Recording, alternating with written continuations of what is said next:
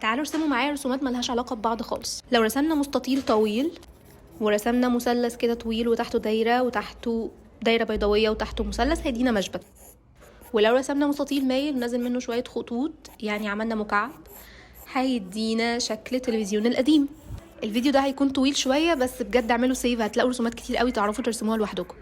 لو رسمنا بقى مستطيل معوج شويه وجواه مستطيل معوج اكتر وجواه مربع وشكل بيضاوي كده من فوق ومن تحت وزرارين هيدينا شكل الموبايل النوكيا القديم. طبعا اهم حاجه الزراير عشان زمان ما كانش تاتش، وعلى الشاشه كتبت منيو وشويه تفاصيل زياده وبس كده. ولو رسمنا دايره بيضاويه طالع منها دايره بيضاويه وشويه خطوط معوجه كده طالعه لفوق هيدينا شكل الانبوبه الفاضيه، انبوبه الوان او معجون سنان عادي. ولو رسمنا مستطيل طويل قوي وفوقه مثلث وطالع منه سن مدبب هيدينا شكل القلم الرصاص. ولو رسمنا مكعب تاني بالطريقه دي ومسحنا الخطوط الداخليه هيدينا شكل بوكس وهيدينا برضو شكل حجر النرد او الزهره. دي بقى اصعب واحده فيهم. لو رسمنا 3 شكل بيضاوي فوق بعض وبعد كده نزلنا منه 3 مستطيلات طويلات، عارفه ايه مستطيلات طويلات دي بس ماشي ما علينا، وبعد كده خليناهم ياخدوا شكل كيرف كده هيدينا الكرسي بتاع الثمانينات بتاع زمان. ولو رسمنا شكل بيضاوي تاني بس مدبب من فوق وواسع من تحت هيدينا معلقه.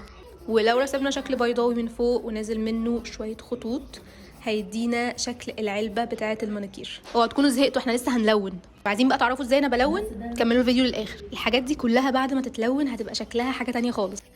لونت المشبك بني على بيج على سيلفر وشويه اسود. نيجي بقى للتلفزيون القديم برضو لونته بني بس عملت اجزاء منه فاتح واجزاء منه غامقه شويه، وفي النص عملت اسود على ابيض فاداني اللون الرمادي. وطبعا اهم حاجه ما ننساش الاضاءه اللي هي بالابيض دي اهم حاجه بجد. في بقى الحته اللي في الجنب دي غمقتها بلون بني غامق بس كده. نيجي بقى للمعلقه. الاول عملتها اسود كلها وبعد كده حطيت عليها ابيض فاداني اللون الرمادي، حطيت شويه اصفر وطبعا الاضاءه دي بقى كانت اكتر رسمه متحمسه ليها عشان هي ازاز لازم تطلع شكلها ازاز. حطيت لبني فاتح على لبني غامق على اسود على ابيض فاداني شكل الازاز شويه. الموبايل النوكيا القديم اللي كنا بنرميه من فوق ينزل سليم زي ما هو عادي جدا ما تفهمش ازاي. ونسيت اقول لكم حاجه بمناسبه المونيكير اللي فات ده، مفيش حاجه اسمها رمضان نيلز، اتخانقوا معايا في الكومنتس، مفيش حاجه اسمها كده. وانت الموبايل باسود وابيض عملوا لي رمادي وبعد كده تقلت شويه بالاسود وبس كده. يجي بقى الكرسي رمادي للرجلين مع شويه بني على الحرف عشان يديني عمق شويه، وبعد كده قررت اعمل الكرسي برتقاني. اهم حاجه انه بعد ما ندي الكرسي لون واحد كله نبدا نغمق في حتت معينه عشان يبان ان في عمق. وبعد كده نيجي بقى للتيوب بتاعه اللون، هعملها لون احمر معرفش ليه، شويه رمادي هنا على شويه اسود هنا على شويه ابيض هنا هيدينا تيوب فاضيه وهتبقى شكلها حلو. ولازم نعمل شويه لون مدلوق طبعا. صورت الزهره بس اتمسحت في النص معرفش ليه. القلم الرصاص هنعمل قلم رصاص بتاع زمان اللي هو كان احمر في اسود في احمر، والمكان بتاع الاستيكه بتاعته كان لونه ذهبي شويه، هعمله بيج على اصفر على شويه ابيض عشان يديني لمعه على شويه بني.